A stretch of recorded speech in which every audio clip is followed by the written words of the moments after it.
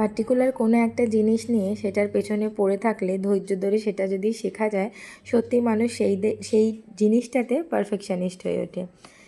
আমি ক্যামেরা কীভাবে ফেস করতে হয়, কীভাবে শ্যুট করতে হয় কিছুই জানতাম না, কিন্তু ফেসবুকে ভিডিও পোস্ট করে করে এখন অনেকটাই আইডিয়া হয়ে গেছে যে কিভাবে সাজবো বা নর্মাল ওয়েতে কিভাবে একটা সিম্পল ভিডিও পোস্ট করব। যেহেতু আমি খুবই সাধারণ ঘরোয়া হাউসওয়াইফ, আর বলতে মেয়ে আর হাজব্যান্ডই আমার জীবন, তো এখন যেহেতু এটা একটা নেশায় পরিণত হয়েছে, এটা একটা খুব ভালো হ্যাবিট বলতে পারবো নিজের জন্য, কারণ ধৈর্য ধরে এটা করতে আমি ভালোবাসি। পোস্ট করতে কিভাবে কি বলবো, কিভাবে পারফর্ম করব, এটা আমার মধ্যে চলেই এসেছে। তো কালকে ছিল ষষ্ঠী, আমি পরেছিলাম একটা শাড়ি। পুজো দেওয়া হয়ে গেছে, এখন মা মেয়ে মিলে লুচি ভাজছি।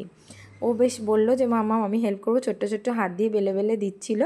তো বেশিরভাগটাই আমি করেছি। আর তরকারিতে ছিল ভেজ পনির আর লুচি।